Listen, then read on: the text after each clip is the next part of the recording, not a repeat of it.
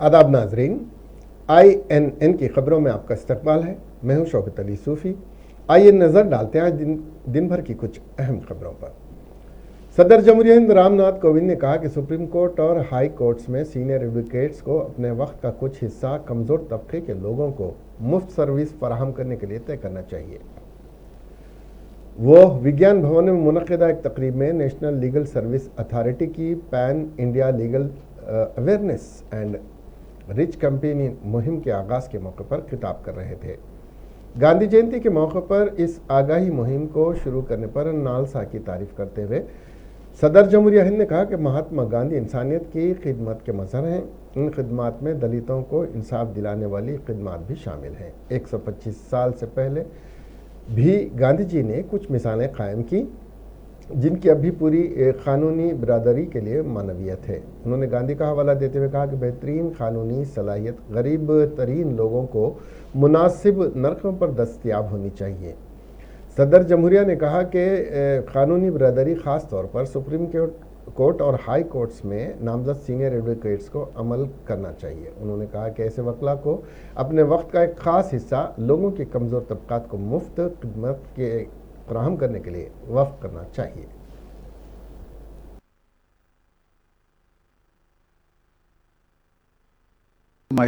Out of court.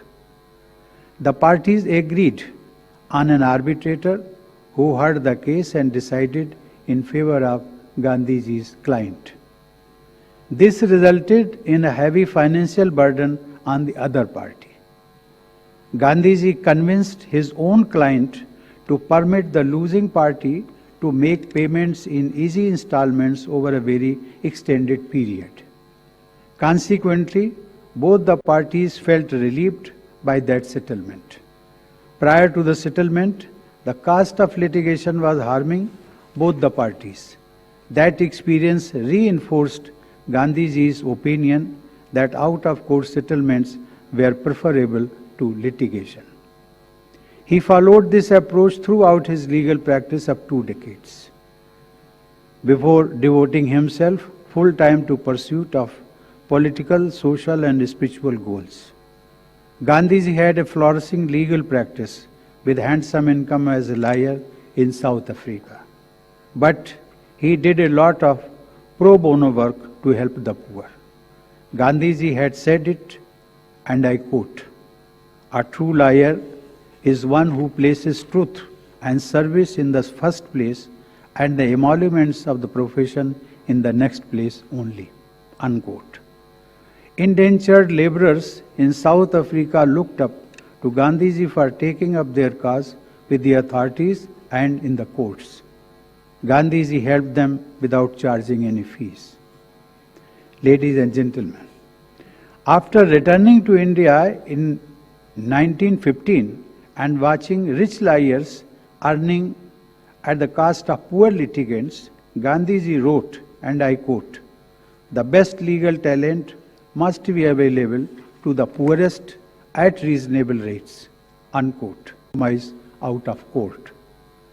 The parties governor Telangana Tamilisai Soundararajan ने कहा कि JNTU की मुल्क में बेहतरीन पहचान है। इतवार के रोज़ Jawaharlal Nehru technological university golden jubilee तकरीबात का आगाज़ हुआ। इस मौके पर गोल्डन जुबली के लोगों की रस्मी इजराई अंजाम पाई। त्यौहार साल भर जारी रहेंगे। JNTU-H ने 50 सालों में कई संगे मील को अबूर किया है और कई कामयाबियां हासिल की हैं। गोल्डन जुबली के इफ्तिताही तकरीब से खिताब करते हुए गवर्नर ने कहा कि JNTU-H मुल्क की पहली टेक्नोलॉजिकल यूनिवर्सिटी है और फिलहाल हर कोई टेक्नोलॉजी पर मुनहसिर है। उन्होंने इस मौके से फ़ायदा उठाने को मशवरा दिया। तमिलसाई ने कहा कि इस यूनिवर्सिटी के तहत अब तक तकरीबन 19 लाख तलबा तालीम हासिल कर चुके हैं। उन्होंने कहा कि साबिक तलबा के लिए एक खुसूसी मरकज़ कायम किया जा रहा है। उन्होंने कहा कि साबिक तलबा मुस्तकबिल की मिल्कियत हैं और अगर सब मुत्तहद हों तो मज़ीद कामयाबियाँ हासिल की जा सकती हैं। इस तकरीब में तलबा के अलावा दीगर भी मौजूद थे। Unless they concentrate on researches, we cannot move forward. So this university has contributed more in the field of research. So I congratulate the present and the past teaching faculty of this university for taking forward these research activities. To enhance and focus on the research, the university has established a Director of Research and Development. I want to reinforce that. I am happy to know that JNTUC proposed the construction of Alumni Association building with central facilities for the benefit of students, faculty and alumni activities. Here I wish to inform that you all about my initiative as Chancellor connects the alumni. Taking a cue from the alumni of Madras Medical College who rejuvenated their alma mater remarkably, where I was a student in 80s. With the experience of the world's top universities in getting major funding from the endowments from old students and institutions, as a model, I have initiated a novel program, Chancellor Connects the Alumni. And in this university program, particularly in this Golden Jubilee program, I am surprised and I want to congratulate this university because this university has produced 20 lakh alumni from this university.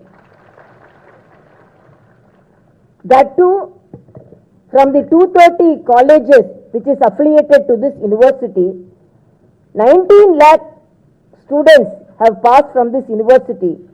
And when I was discussing with my secretary, Haryana के governor Bandaru Dattatreya ने दशहरे और दिवाली के मौके पर उनकी जानिब से बरसा बरस से मुनक्किद होने वाले अल्ली बेल्ली प्रोग्राम की तैयारियों के सिलसिले में मुनक्किदा मीटिंग को मुखातिब करते हुए बताया कि जारिया साल इस माह की 17 तारीख को अल्ली बेल्ली प्रोग्राम का इनेकाद अमल में लाया जाएगा। उन्होंने कमेटी के अरकान को मशवरा दिया कि 17 अक्टूबर को मुनक्किद होने वाले प्रोग्राम को बेहतर से बेहतर बनाने के लिए इंतजाम करें। इस मौके पर सदरनशीन कमेटी बंडारू विजय लक्ष्मी, साबिक रुकन कानून साज काउंसिल दिलीप कुमार, डॉक्टर श्याम यादव, हरदीप कुमार और दीगर मौजूद थे। मरकजी वजीर किशन रेड्डी ने अंबरपेट हल्के काचीगुड़ा डिवीजन में वाक़े कर्नाटक साहित्य मंदिर में मुफ्त तिब्बी कैंप का इफ्तिताह किया। काचीगुड़ा कारपोरेटर उमरेश यादव की निगरानी में 17 सितंबर से 7 अक्टूबर 2021 तक कर्नाटक साहित्य में मोदी की सालगिरह के मौके पर मुफ्त तिब्बी कैंप का इनेकाद किया गया है। इस मौके पर खिताब करते हुए किशन रेड्डी ने कहा कि मोदी की सालगिरह के मौके पर हर गांव में सेहत के प्रोग्राम मुनक्किद किए जा रहे हैं। उन्होंने कहा कि नरेंद्र मोदी अवाम की सेहत पर खुसूसी तवज्जो देते हुए गुज़िश्ता 20 सालों से ये प्रोग्राम मुनक्किद कर रहे हैं। मरकजी वजीर किशन रेड्डी ने कहा कि मोदी 3 साल तक वजीर आला और 7 साल वजीर आज़म के तौर पर खिदमत अंजाम दे रहे हैं।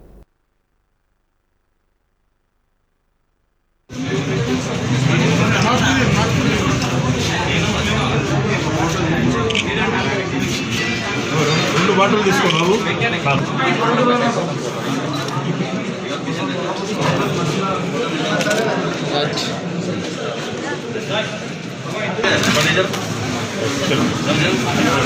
నీళ్ళు వచ్చిన ఫస్ట్ అమ్మ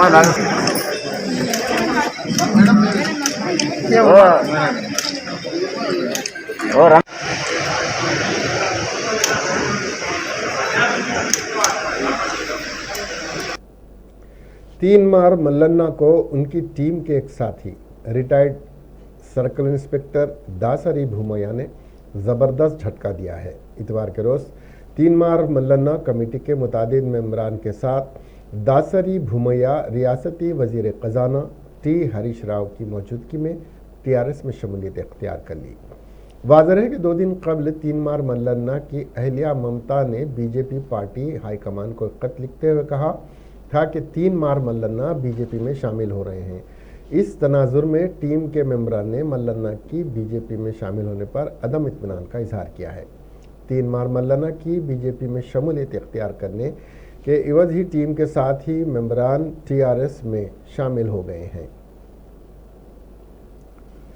वज़ीर बरखी जगदीश रेड्डी ने वाज़ेह किया है कि उनकी हुकूमत का मकसद रियासत के तमाम तबक़ात के गरीबों की खुशहाली है। उन्होंने कहा कि रियासत की आमदनी में इजाफा करते हुए उसे गरीबों में तकसीम किया जा रहा है। वजीर जगदीश रेड्डी ने सूर्यापेट में इतवार के रोज़ इस्तेफादा कुरिंदगान में बतुकम्मा साड़ियाँ तकसीम की। उन्होंने इस मौके पर तकरीब से खिताब करते हुए कहा कि मुत्तहिदा रियासत में किसान भूखमरी से खुदकशियों पर आमादा हो गए थे। ताहम तश्कील तेलंगाना के बाद चीफ मिनिस्टर के चंद्रशेखर राव की क़ियादत में अवाम और किसान पुरसुकून ज़िंदगी गुजार रहे हैं। उन्होंने कहा कि ज़िले में 3.92 लाख और रियासत में 1.08 करोड़ ख़वातीन में मुफ्त साड़ियाँ तकसीम की जा रही हैं। इस मौके पर जगदीश रेड्डी ने तेलंगाना की ख़वातीन को बतुकम्मा और दशहरा त्यौहार की मुबारकबाद भी दी। इस मौके पर राज्यसभा के रुकन बी लिंगया यादव, कलेक्टर विनय कृष्ण रेड्डी, एडिशनल कलेक्टर मोहन राव और दीगर भी मौजूद थे।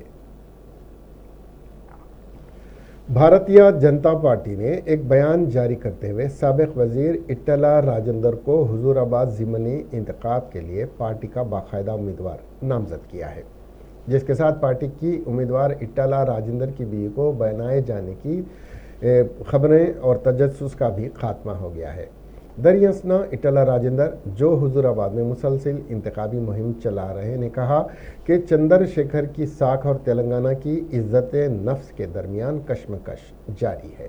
बताया जा रहा है कि बंडी संजय की प्रजा संग्राम यात्रा के इख्तिताम के मौके पर मुनक्किद की गई मीटिंग में जो हुस्नाबाद में हुई थी, इट्टला राजेंद्र ने कई सनसनीखेज तबसरे किए।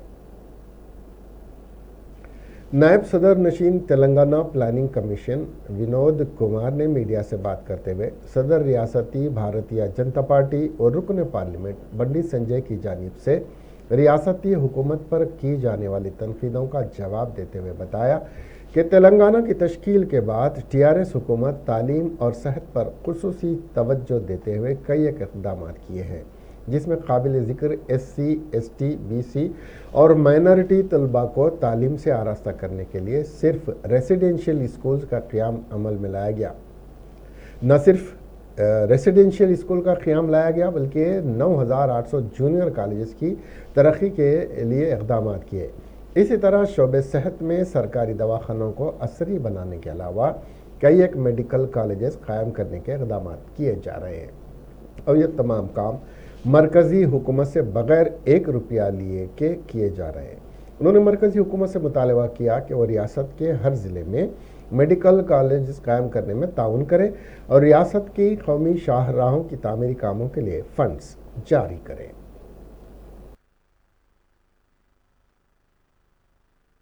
ఇటీవల కాలంలో చాలా సందర్భాల్లో మాట్లాడారు. తెలంగాణ రాష్ట్ర ప్రభుత్వం ఎజెండా, నేను తెలంగాణ వచ్చిన తర్వాత కరెంటు సమస్య పరిష్కారం చేసిన 24 గంటలు రైతులకి పరిశ్రమలకి పూర్తి స్థాయిలో కరెంటు ఇస్తున్నాం, ఇస్తామని చెప్పినాము, ఇచ్చి తీరినాం. గ్రామీణ ప్రాంతాల్లోపట రాత్రి పూట పోయి బయల కాడ పోయి పడుకొని కరెంటు వేసుకునేటువంటి పరిస్థితి ఈరోజు తెలంగాణలో మాత్రమే లేదు. యావత్తు దేశంలో ఇప్పటికీ రైతులకి రాత్రి పూటే కరెంటు ఇస్తారు. ఒక తెలంగాణ రాష్ట్రంలో మాత్రమే తెలంగాణ రైతు ఉదయం పూట కరెంటు తీసుకుంటున్నాడు. కరెంటు సమస్య పరిష్కారం చేస్తాం. నీళ్ల సమస్య, పుష్కలంగా నీళ్లు వచ్చేసి ఇలా నీళ్లు వద్దురో మొర్రో అని మొత్తుకుంటున్నారు గ్రామీణ ప్రాంతాల్లో. కారణం ప్రతి వర్షపు చుక్క పడ్డదాన్ని కాపాడేటువంటి పరిస్థితి 2014లో 45,000 చెరువులు కుంటల్ని మిషన్ కాకతీయ వల్ల మరమ్మతులు చేయడం వల్ల ఇలా భూమిలో ఇనికిపోయిన నీళ్లే 500 TMCలు నాగార్జున సాగర్ SRSP 2 కలిపితే ఎన్ని నీళ్లుటో గన్ని నీళ్లు ఇలా భూమిలో ఉన్నాయి. తెలంగాణలో దురదృష్టవశాత్తు కరువు వచ్చినా కూడా 3 సంవత్సరాల వరకు రైతుకి నిల్వ ఉన్న నీళ్లు, ఎట్లయితే మనం బ్యాంకులలో లాకర్లో నగలు పెట్టుకుంటామో అలాగా ఇలా భూమిలో నీళ్లు నిల్వ చేసి పెట్టాడు కేసీఆర్. కరువు వచ్చినా కూడా 3 ఏళ్ల వరకు నీళ్లు అందేటట్టు ఇవన్నీ చూసిండు బండి సంజయ్ గారు. ఇంకా చూసి తెలంగాణ రైతాంగాన్ని నేను ఏమీ మాట్లాడలేను, వాళ్ళతో ఏమి చెప్పలేను, వాళ్ళని రెచ్చగొట్టలేను, కాబట్టి ఏదోటి మాట్లాడారు కాబట్టి విద్యా వైద్యం అని చెప్పాడు బండి సంజయ్ గారు. విద్యా వైద్యం మీద కేసీఆర్ గారు మాట్లాడారు. గత సంవత్సరం కాలం నుంచి మాట్లాడారు, వాటి సమస్యల గురించి చర్చించారు. ఇటీవల కాలంలో చాలా సందర్భాల్లో మాట్లాడారు.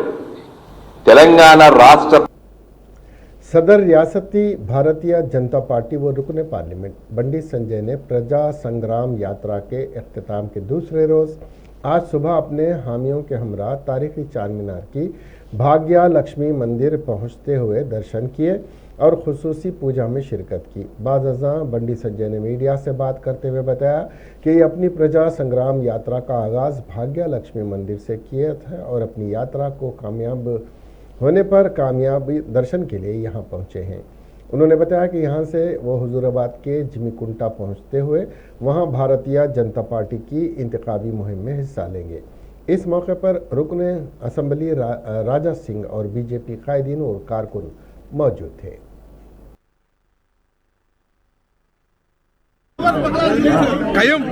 గత నెల 28వ తేదీ నాడు ఆగస్టు 28వ తారీఖు నాడు ఇదే అన్న లోగల్ కిందికి పెట్టురా అన్న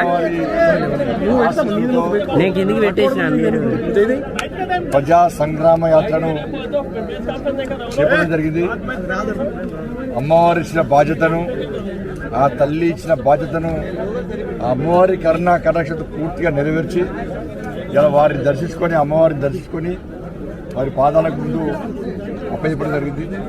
తిరిగి మళ్ళా తల్లి మళ్ళా బాధ్యతను అప్పచెప్తే తప్పకుండా ఆ బాధ్యత నెరవేర్చడానికి నేను నాతో పాటు మా కార్యకర్తలందరూ సిద్ధంగా ఉన్నారు.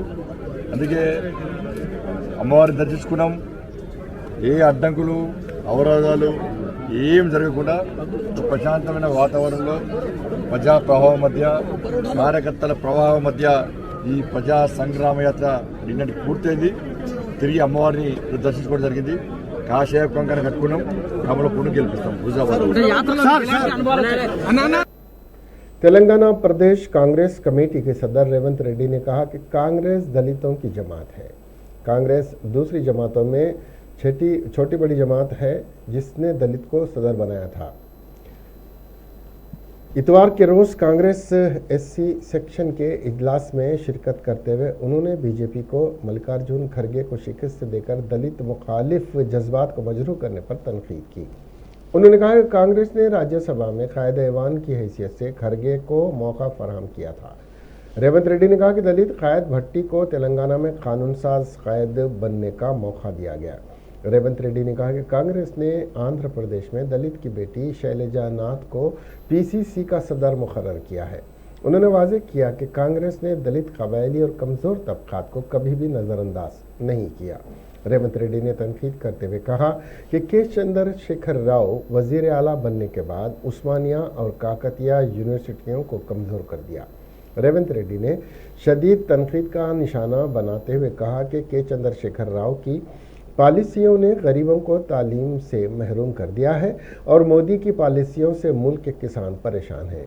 के चंद्रशेखर राव और मोदी की अवाम दुश्मन पॉलिसियों के खतरनाक नतीजे बरामद होंगे, रेवंत रेड्डी ने तबसरा किया। जिले रंगारेड्डी शमशाबाद मंडल में कांग्रेस पार्टी कायदीन ने कल जंग सायरन के मौके पर पार्टी कायदीन पर हुए हमले की मजम्मत करते हुए के चंद्रशेखर राव का अलामती पुतला नजर आतिश करने की कोशिश की, जिस पर वहां मौजूद पुलिस ने के चंद्रशेखर राव का अलामती पुतला छीनकर भागने की कोशिश की, जिस पर पुलिस और एहतजाजी कायदीन के दरमियान धक्कम पेल के मनाजिर भी देखे गए। वाज़ेह है कि कल जंग सायरन के इनेकाद पर कांग्रेस कायदीन पर पुलिस ने लाठीचार्ज किया था।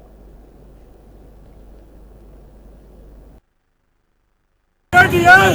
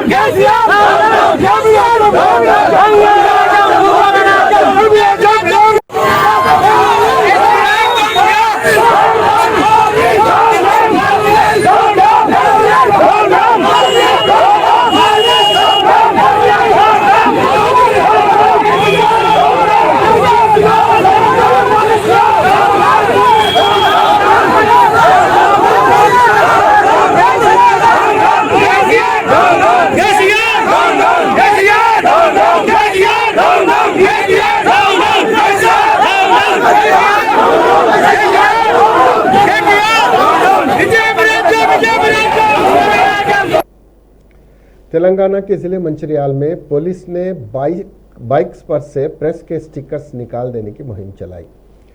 बाज़ अफराद जो प्रिंट या इलेक्ट्रॉनिक मीडिया किसी से भी वाबस्ता नहीं है, इस तरह अपनी गाड़ियों पर प्रेस के स्टिकर्स लगाकर घूम रहे हैं, जिनको पुलिस ने इंतबाह दिया और आज इस मुहिम के हिस्से के तौर पर ऐसी गाड़ियों की निशानदेही करते हुए इन स्टिकर्स को निकालने का काम किया।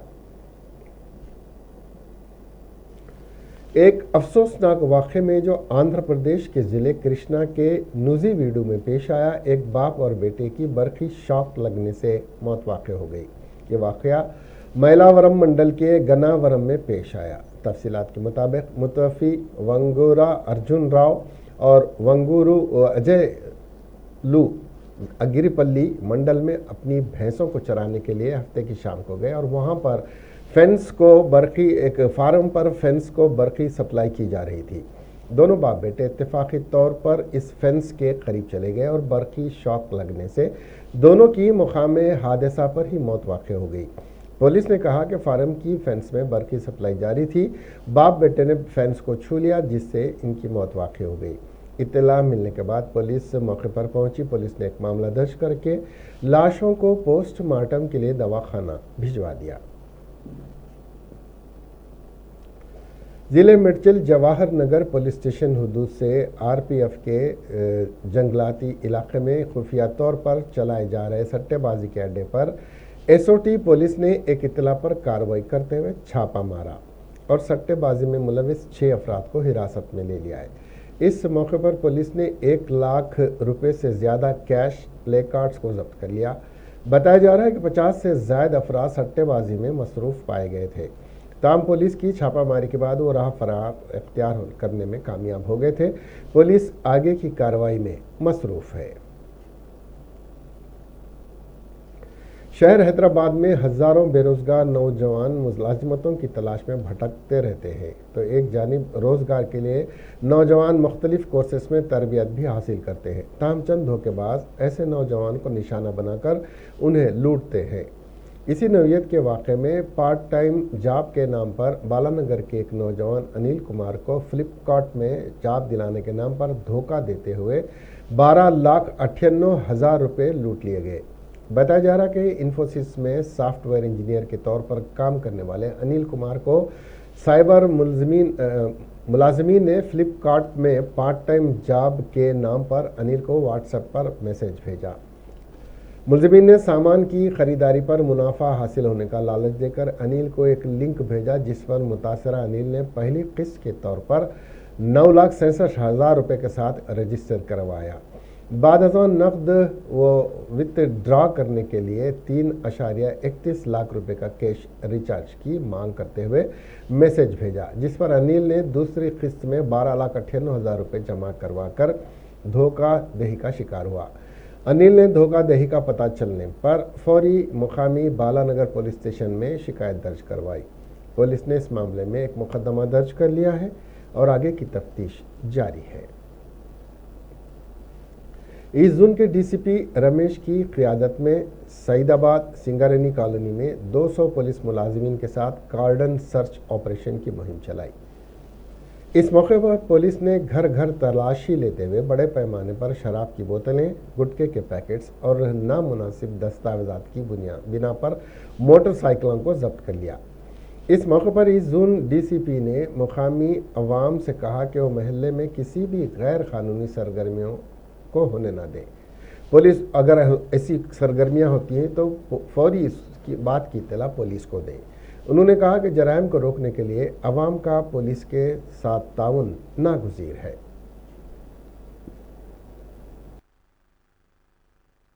మీ ఇంట్లో పిల్లలు ఉన్నారు, తల్లిదండ్రులు ఉన్నారు, మా ఇంట్లో కూడా అంతే ఉన్నారు. మీరెంత బాధపడ్డారో అంతకంటే ఎక్కువ మేము ఇంకా బాధపడ్డాం. ఎందుకు ఎక్కువ బాధపడినామంటే మనీ బతుకున్నాక మేము పట్టుకోలేకపోయినాం అనే బాధ మాకుంది. ఉందా లేదా? మా ప్లేస్లో మీరుంటే మీకు ఉండదు, అది ఖచ్చితంగా ఉంటుంది. ఇటువంటివి జరగకూడదు. ముఖ్యంగా చిన్నపిల్లల పట్ల అసభ్యంగా ఎవరు ప్రవర్తించకూడదు. చిన్నపిల్లల జోలికి తెలియని వ్యక్తులు ఎవరైనా పోయినారు అంటే మీరు బాగా గమనించండి. పిల్లల్ని స్కూల్కి పంపించినప్పుడు, ట్యూషన్ పంపించినప్పుడు మళ్ళీ జాగ్రత్తగా ఇంటికి వచ్చే విధంగా చూసుకోండి. ఈ అంగన్వాడీ స్కూళ్ళు ఏవైతే ఉన్నాయో అంగన్వాడీ స్కూళ్ళలో పిల్లల్ని పంపించినప్పుడు జాగ్రత్తగా వాళ్ళకి అప్పచెప్పండి. పని అవసరం మీ పని అయిపోయినాక పిల్లల్ని ఇంటికి తీసుకుపోయేటప్పుడు వాళ్ళ చేతి నుంచి తీసుకొని వెళ్ళండి. ఇది మీరు అందరూ కోరుకున్నప్పుడు ఒక 100 మంది ఉన్నారు. ఈ పని చేసేవాళ్ళు కేవలం 100 మంది. కరెక్ట్ పేర్లు అడ్రస్ అన్ని తెలుసుకోవచ్చు. ఓన్లీ 100 మంది ఉన్నారు. దాంట్లో 20 మందిని మేము బయట ఓవర్ చేసినాం. 30 మంది మీద కేసులు ఉన్నాయి. కేసులు అంటే మళ్ళీ చేసే వాళ్ళ మీద కేసులు ఉన్నాయి. ఈ రోజు ఈ గార్డెన్ చర్చ్ లో మళ్ళీ చేసిన వాళ్ళే మళ్ళీ చేస్తున్నారు ఈ పని. ఇది చేయవలసిన పని కాదు. దీనికి సంబంధించి లైసెన్స్ తీసుకున్న వైన్ जिले मेदक के नरसापुर में पेश आए एक अफसोसनाक वाक़े में न्यूज़ रिपोर्टर परवीन गौड़ ने माली मुश्किलात और जहनी तनाव के बाद तालाब में छलांग लगाकर खुदकशी कर ली है। बताया जा रहा है अखबार के स्टाफ रिपोर्टर ने कंपनी के व्हाट्सएप ग्रुप में परवीन गौड़ को फौरी तौर पर रकम अदा करने का मुतालबा किया गया है। कंपनी के व्हाट्सएप ग्रुप में रकम की अदायगी का मैसेज करते हुए इसको बेइज्जत करने पर परवीन जहनी तनाव का शिकार होकर उसने खुदकशी की है। परवीन ने खुदकशी से कबल एक सुसाइड नोट भी छोड़ा है। परवीन ने सुसाइड नोट में उसकी बीवी को खानगी कंपनी में मुस्तकिल मुलाजमत देने की रुकने असम्बली मदन रेड्डी और साबिक वजीर सुनीता लक्ष्मा रेड्डी से अपील की है। ड्रग्स पार्टी मामले में बॉलीवुड के स्टार शाहरुख खान के बेटे आर्यन खान को गिरफ्तार कर लिया गया है। आज तक एक टीवी रिपोर्ट के मुताबिक एनसीबी इंसदाद मंशियात ब्यूरो ने आर्यन से क्रूज में उनकी मौजूदगी के हवाले से तवील पूछगछ की और उनका मोबाइल जब्त कर लिया। बाद अज़ा उन्हें गिरफ्तार कर लिया गया। आर्यन के अलावा उनके दोस्त अरबाज मर्चेंट और मुनमुन धमूचा को भी गिरफ्तार किया गया है। ड्रग्स पार्टी शाहरुख खान के बेटे 8 आर्यन से एनसीबी की पूछगछ की जा रही और 8 अफराद गिरफ्तार किए गए हैं। मोबाइल फ़ोन भी जब्त कर लिया गया है। मुंबई से गोवा जा रहे क्रूज शिप में हफ्ते की रात एनसीबी ने छापा मारी की जहां बड़ी तादाद में लोग मौजूद थे। इनमें से 8 लोगों को एनसीबी ने हिरासत में लेकर पूछताछ शुरू की थी। रिपोर्ट के मुताबिक 8 में से 3 अफराद को ताहाल गिरफ्तार कर लिया गया है। एनसीबी ने गिरफ्तार शुदगान आर्यन, अरबाज और मुन्नन के अलावा नूपर सारिका, स्मित सिंह, मोहन जायसवाल, विक्रांत छोकर और गोमित चोपड़ा से पूछगिछ कर रही है।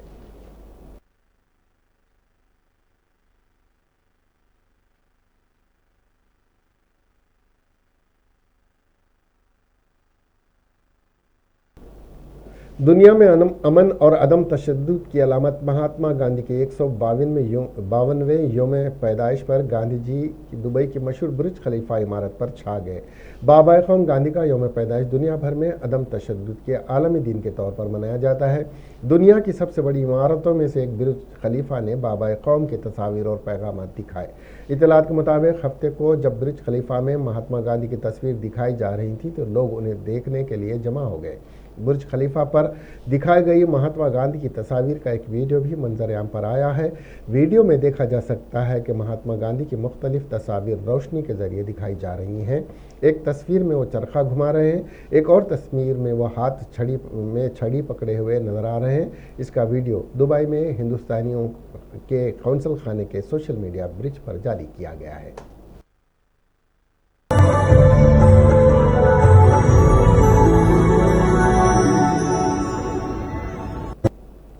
इसके साथ ही ये खबरें यहीं ख़त्म हुई।